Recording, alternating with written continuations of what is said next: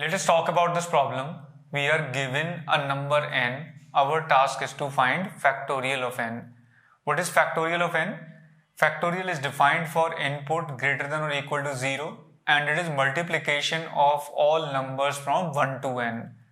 For example, if n is 4, then our output is 24. It is 1 into 2 into 3 into 4, which is 24.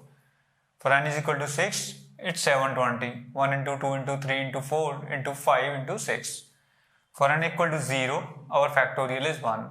For n equal to 1 also it's 1.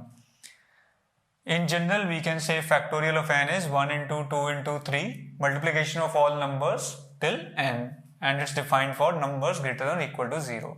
Now please pause this video and try to write down a function that takes an input number n and returns factorial of it. Let us first talk about an iterative solution to find the factorial. Later we will talk about a recursive solution. So the idea is super simple. We have a number n, we need to multiply all the numbers from 1 to n. So we initialize our result as 1. We go from 2 to n and multiply every I with the result. So finally we have multiplication of all the numbers from 1 to n. And if you see this example n equal to 5, we have initially result as 1. When I is 2, result will become 1 into 2. For I equal to 3, result will become 2 into 3. For I equal to 4, result will become 6 into 4. For I equal to 5, result will become 24 into 5, 120. What is the time complexity of the solution? This solution is simply having a theta n loop. This loop mainly runs n minus 1 times. So the time complexity of the solution is theta n. And how much auxiliary space it requires? It's not creating an array or any other data structure of size n. It's simply using constant excess space. So this auxiliary space requirement for this solution is big O of 1. Now please pause this video and try to write down a recursive solution to find factorial of a given number. Here is implementation of the recursive factorial function. The idea is simple. To compute the factorial of n, we can do it recursively. We can compute the factorial of n minus 1 and multiply the result of this recursive call with n. And that's how we can get factorial of n. So that's what we have done here. We take a number n and we multiply it with factorial of n minus 1 to get the result. Now when you are reducing n by 1, for example n is 5, you will reduce it to 4, then 3, then 2, then 1. So there will be a point when you reach 0, right? You will always reach 0 and our assumption here is n is greater than or equal to 0. This function is not going to work if you pass a negative number. So we have a positive number or a 0, and if you have such a number and if you are reducing it by 1, you will ultimately end up with 0 whatever input you provide with this assumption.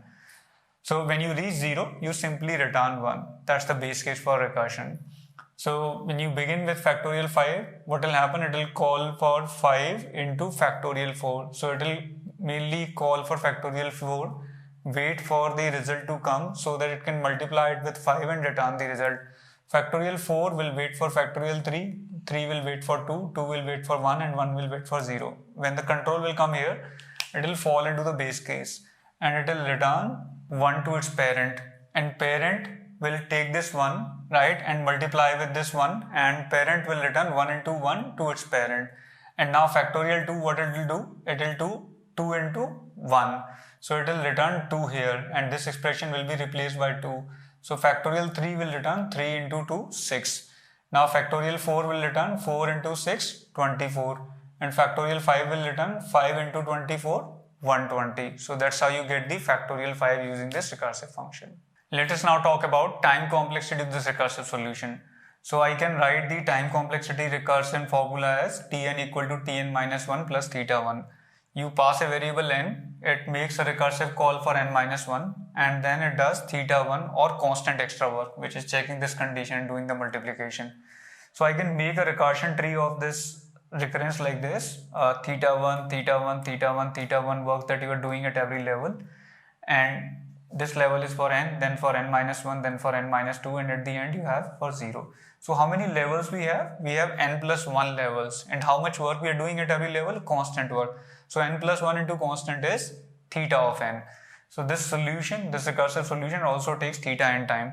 But if you compare it with the iterative solution, the iterative solution was theta n, but it was taking theta 1 auxiliary space. But this recursive solution is going to take theta n auxiliary space, because there will be a moment when you will have n plus 1 function calls in the function call stack. When you call for 0, right, you will have all the function calls in the function call stack, and these n plus 1 calls will take theta n auxiliary space.